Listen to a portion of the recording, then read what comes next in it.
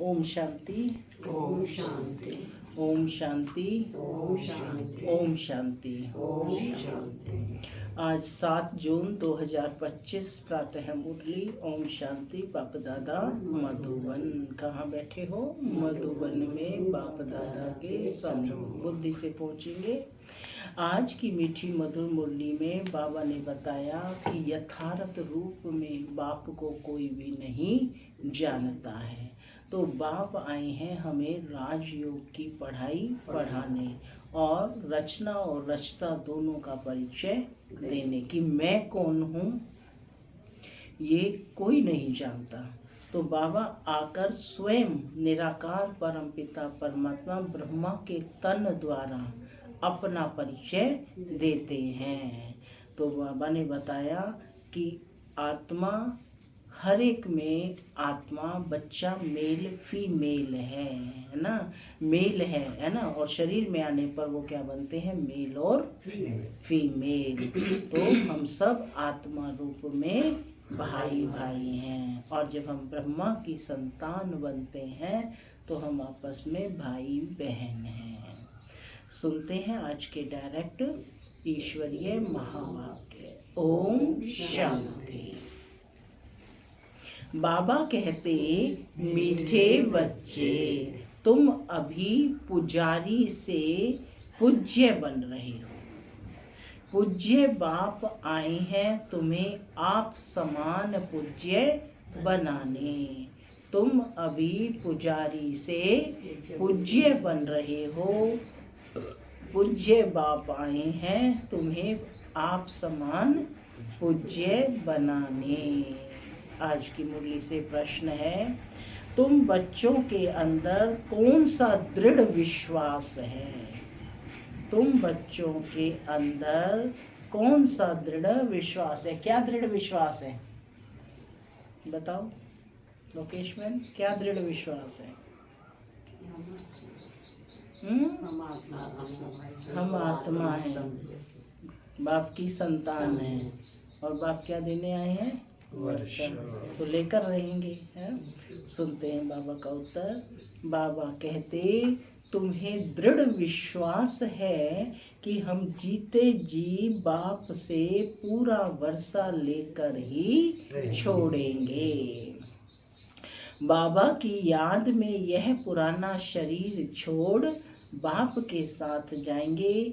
बाबा हमें घर का सहज रास्ता बता रहे हैं। गीत चला, ओम नमो शिवाय, ओम नमो शिवाय, गूंज उठा ओम नमो शिवाय।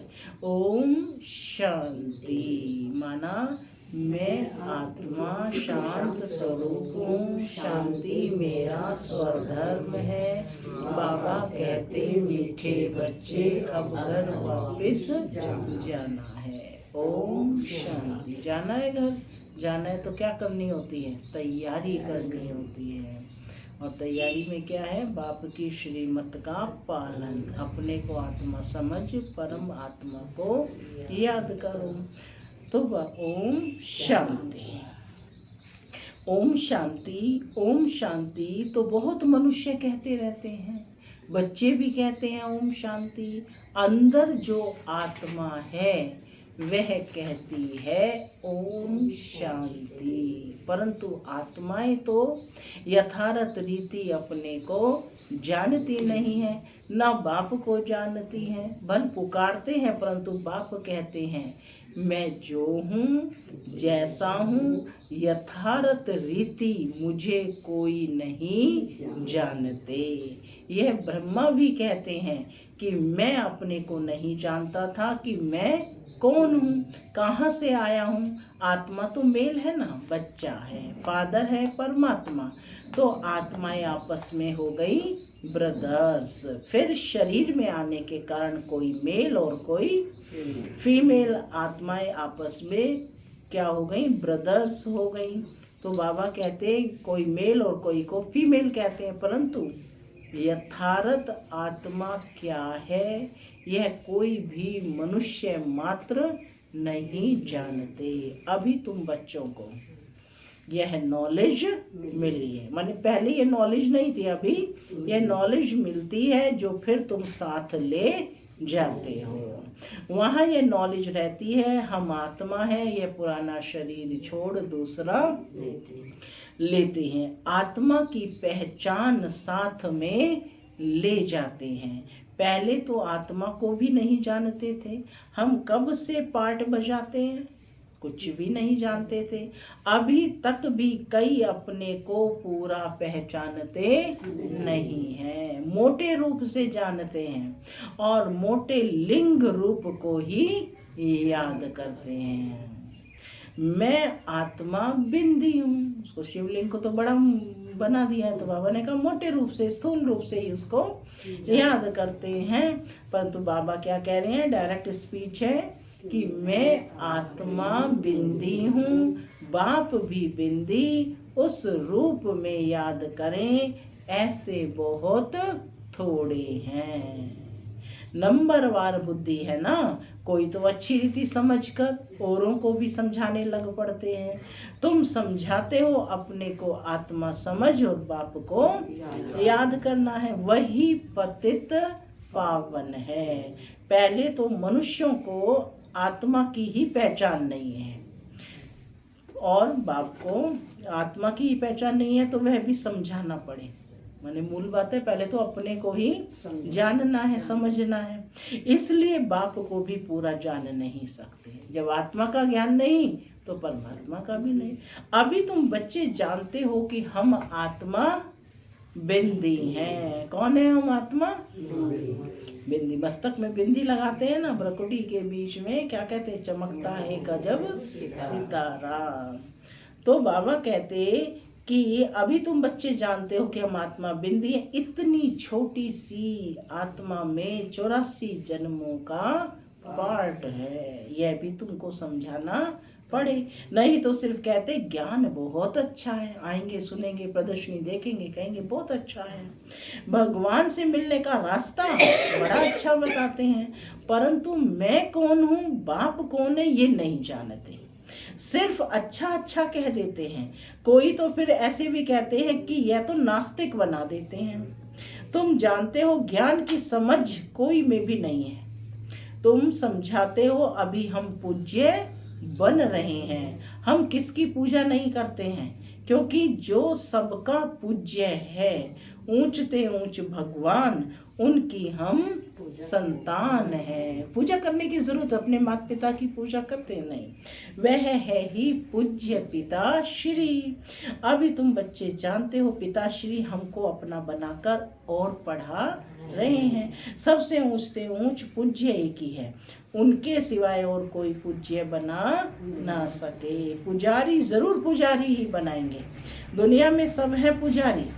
तुमको अभी पूज्य मिला है जो आप समान बना रहे हैं। तुमसे पूजा छुड़ा दी है, करते हैं अभी भी पूजा, हाँ? तो बाबा कहते तुमसे पूजा छुड़ा, माने जब ये नॉलेज मिल जाती है तो पता चलता है कि जो ये बने हैं, जिनकी हम पूजा कर रहे हैं, वैसा हमारा बनना लक्ष्य है। गुड ह्यूमन बीइंग बनना हमारा, जिन्हें हम कहते हैं गॉड गॉडेस, वह बनना हमारा लक्ष्य है। तो बाबा कहते अपने साथ ले जाते हैं। यह अच्छी दुनिया है, यह है ही मृत्यु लोक।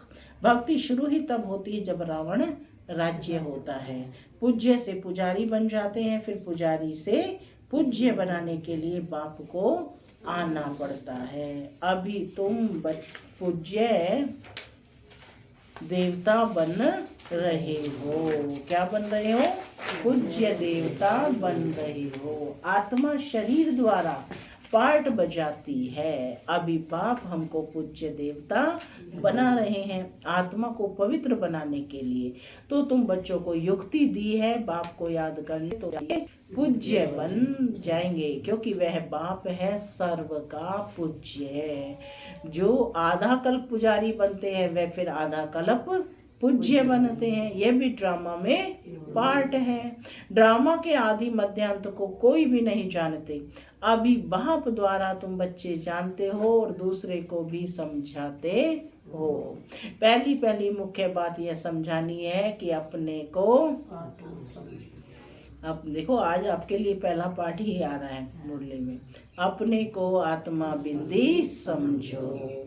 आत्मा का बाप वह निराकार है, वह नॉलेजफुली आकर पढ़ाते हैं, सृष्टि के आदि मध्य अंत का राज समझाते हैं। बाप आते हैं एक बार, उनको जानना भी एक बार होता है। बाप कितनी बार आते हैं? पूरे कल्प में एक ही बार आते हैं। या भगवान को बार बार आने की आवश्यकता पड़ेगी? वो तो सर्वशक्तिमान है, तो एक ही बार में अपना कार्य पूरा करके जाएगा या बार बार आएगा? आएगा और जाएगा, है नहीं? तो बाबा कहते कि बाप आते ही हैं एक बार, उनको जानना भी एक बार होता है, आते भी एक ही बार संगम युग पर। कौन सा समय चल रहा है? संगम युग। पुरानी पतित दुनिया को आकर पावन बनाते हैं। अभी बाप ड्रामा प्लान अनुसार आए हैं, कोई नई बात नहीं है। कल्प कल्प ऐसे ही आता हूँ, एक सेकंड भी आगे पीछे नहीं हो सकता। तुम बच्चों के दिल में जचता है कि बरोबर बाबा हम आत्माओं को सच्चा सच्चा ज्ञान दे रहे हैं।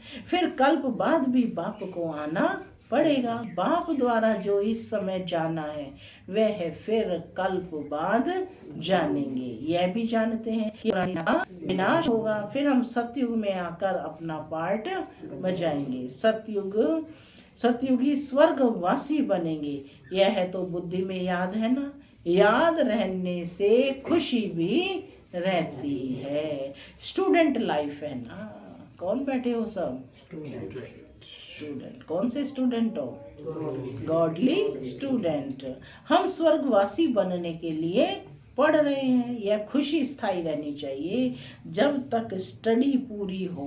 बाप समझाते रहते हैं कि स्टडी पूरी तब होगी जब विनाश के लिए सामग्री तैयार होगी। फिर तुम समझ जाएंगे कि आग जरूर लगेगी। तैयारियां होती रहती हैं ना, एक दो में कितना गर्म होते रहते हैं। चारों तरफ भिन्न भिन्न प्रकार की सेनाएं हैं, सब लड़ने के लिए तैयार होते रहते हैं। देख रहे हैं ना कि किधर कहीं भारत पाकिस्तान चल रहा, तो कहाँ यूक्रेन का और रशिया का चल रहा है। तो इस तरह से बाबा कहते हैं सब लड़ने के लिए तैयार होते रहते हैं। कोई ना कोई अटक ऐसी डालते जो लड़ाई जरूर लगे।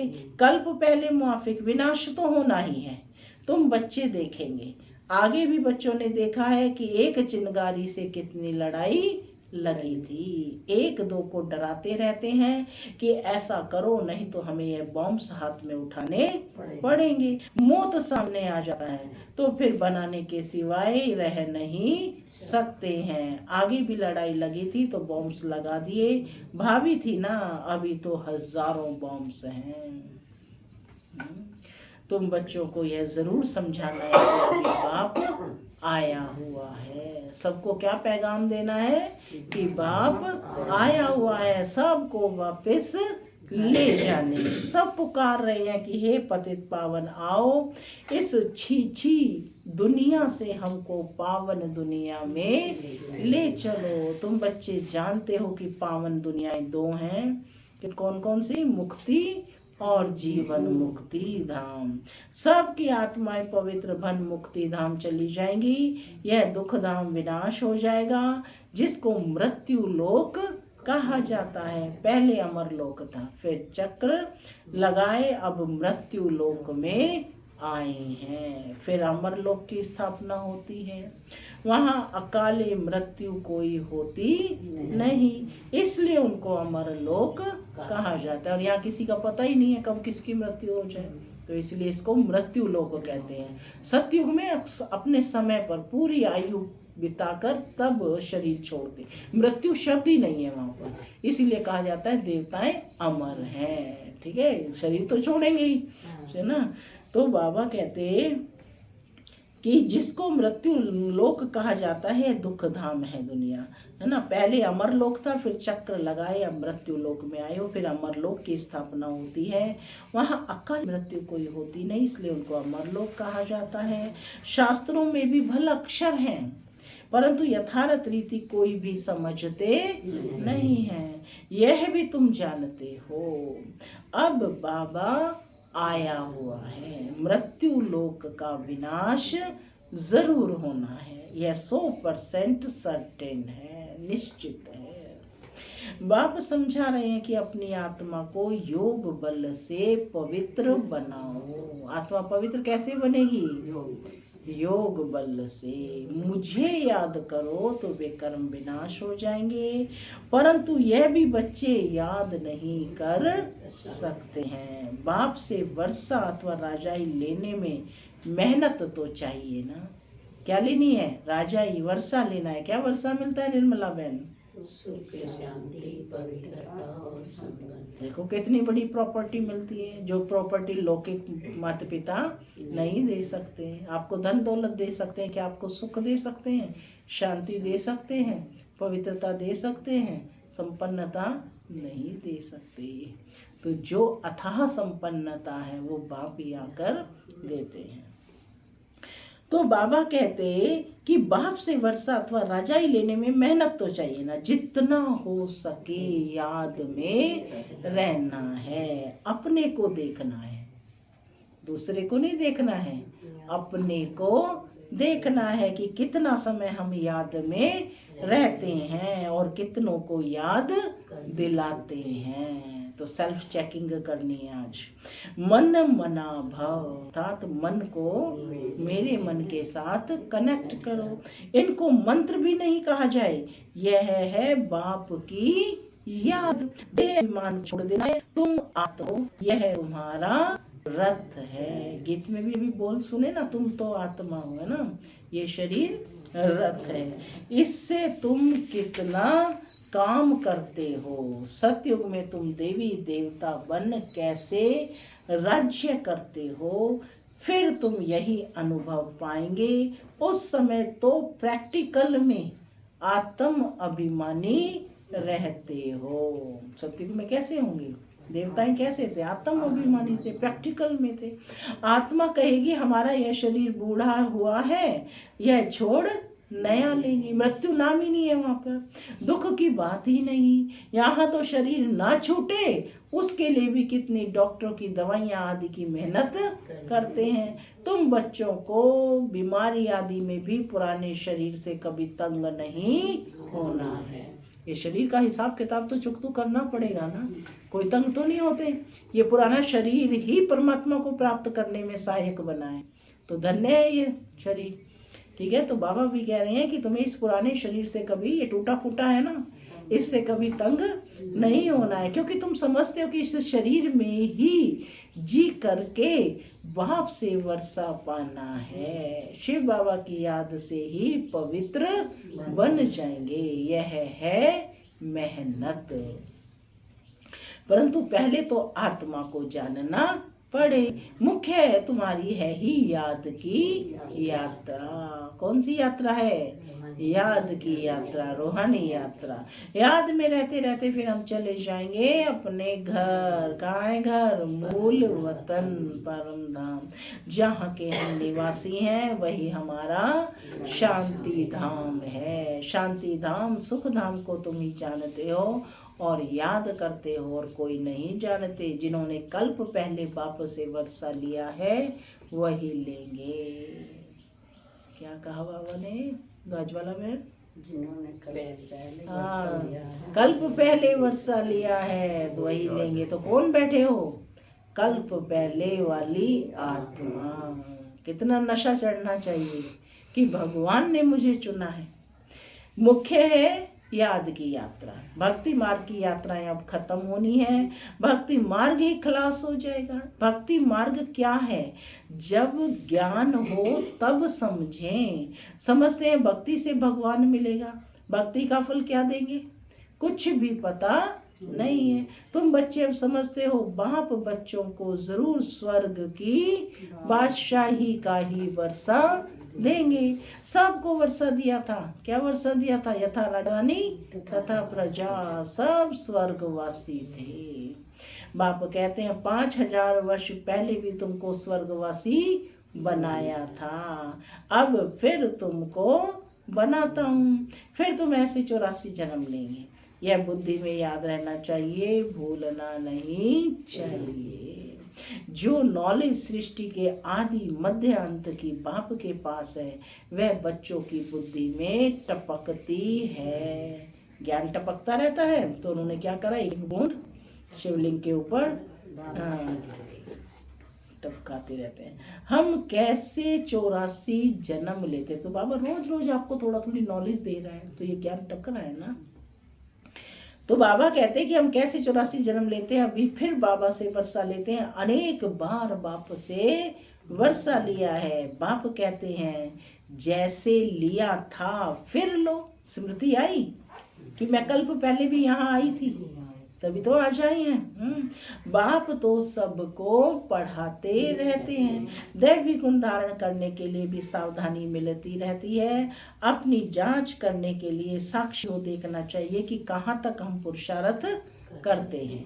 कोई समझते हैं कि हम बहुत अच्छा पुरुषार्थ कर रहे हैं। प्रदर्शनी आदि का प्रबंध करता रहता हूँ ताकि सबको मालूम पड़ जाए कि भगवान बाप आया हुआ है। मनुष्य बेचारे सब घोर अंधियारे की नींद में सोए हुए हैं, ज्ञान का किसी को भी पता नहीं है, तो जरूर भक्ति को ऊंच ही समझेंगे। आगे तुम्हारे में भी कोई ज्ञान था क्या, पूछ रहे हैं बाबा। अभी तुमको सब मालूम पड़ा है। ज्ञान का सागर बाप ही है, वही भक्ति का फल देते हैं। जिसने जास्ती भक्ति की है उनको जास्ती फल मिलेगा। तो कौन बैठे हैं, सारे भक्त आत्माएं बैठी हैं, जास्ती भक्ति की है तभी तो फल मिल रहा है ना, है ना। इतनी भक्ति की है कि बाप के द्वारा डायरेक्ट ज्ञान सुन रहे हैं। तो बाबा कहते हैं कि जिसने जास्ती भक्ति की उनको जास्ती फल मिलेगा। वही अच्छी रीति पढ़ते हैं ऊंच पद पाने के लिए। बाकी तो आएंगे और चले जाएंगे फेरी लगाकर। ये कितनी मीठी मीठी बातें हैं। बुढ़ियों आदि के लिए भी बहुत सहज कर बाप समझाते हैं। समझ आ रहा है ना सबको। अपने को आत्मा समझ बाप को याद करो। ऊंचते ऊंचे भगवान शिव, शिव परमात्मा नमः कहा जाता है। वह कहते हैं माँ में कम याद करो तो तुम्हारे विकर्म विनाश हो जाएंगे। बस और कोई तकलीफ नहीं देते हैं। आगे चल शिव बाबा को भी याद करने लग पड़ेंगे। वर्षा तो लेंगे ना, लेना है ना। जीते जी बाप से वर्षा लेकर ही छोड़ेंगे। शिव बाबा की याद में शरीर छोड़ देते हैं तो वह फिर संस्कार ले जाते हैं। स्वर्ग में जरूर आएंगे। जितना योग उतना फल मिलेगा। मूल बात है चलते फिरते जितना हो सके बाप की याद में रहना है। अपने सिर से बोझा उतारना है। सिर्फ याद चाहिए और कोई तकलीफ बाप नहीं देते हैं। जानते हैं आधा कल्प से बच्चों ने तकलीफ देखी है, इसलिए अभी आया हूँ। आधा कल्प से कहाँ, मंदिर मस्जिद गुरुद्वारे सब जगह पुकार रहे हैं, ढूंढ रहे हैं, पहाड़ों पर जा रहे हैं, कितनी यात्राएं कर रहे हैं, कितने कष्ट झेल रहे हैं, है ना। तो बाबा कहते हैं कि बच्चों ने जो है बहुत तकलीफ झेली, आधा कल्प से मुझे पुकार रहे हैं। तो बाबा कहते हैं बच्चों ने कितनी तकलीफ देखी, इसलिए अभी मैं आया हूँ तुमको सहज रास्ता बताने, वर्षा लेने का। बाप को अच्छा लगता है कि मेरे बच्चे तकलीफ में रहे। बाप को सिर्फ याद करो। भल याद तो आगे भी करते थे परंतु कोई ज्ञान नहीं था। पहले भी भगवान को याद करते थे लेकिन उसका यथार्थ परिचय नहीं पता था। मनुष्य ही समझ उसको याद कर रहे हैं तो मनुष्यों तक ही सीमित हुए, भगवान तक तो पहुंचे ही नहीं।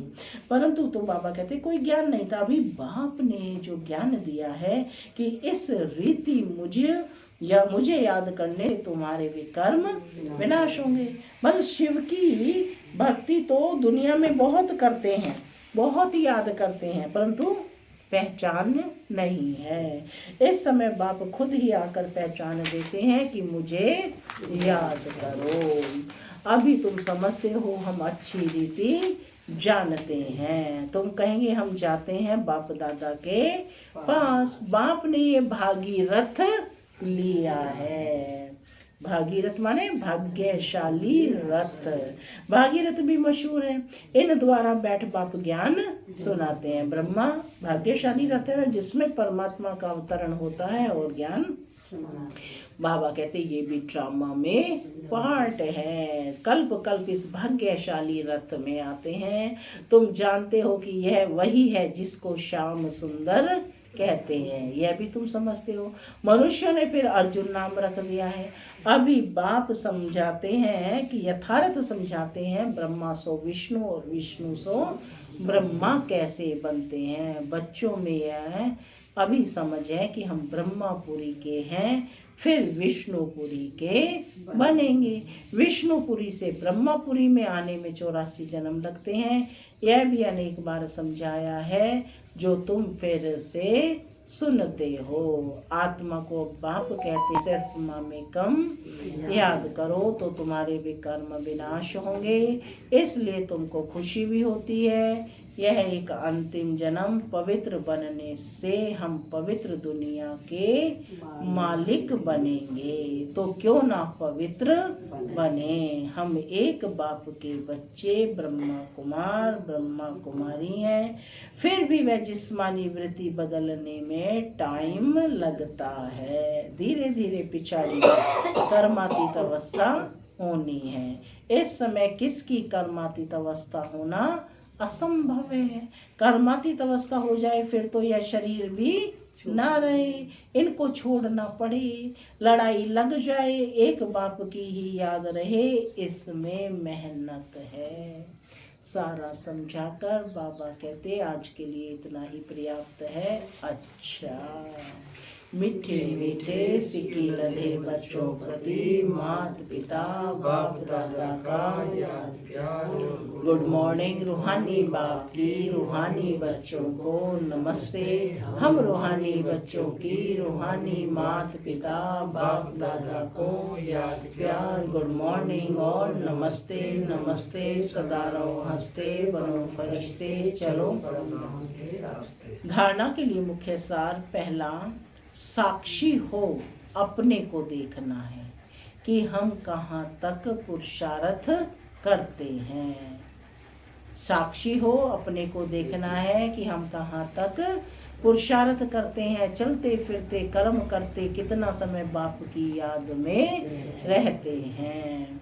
दूसरा, इस शरीर से कभी भी तंग नहीं होना है, इस शरीर में ही जी करके बाप से वर्षा पाना है। स्वर्गवासी बनने के लिए इस लाइफ में पूरी स्टडी करनी है। आज का वरदान है, त्रिकालदर्शी और साक्षी दृष्टा बन हर कर्म करते बंधन मुक्त स्थिति के अनुभव द्वारा दृष्टांत रूप भव।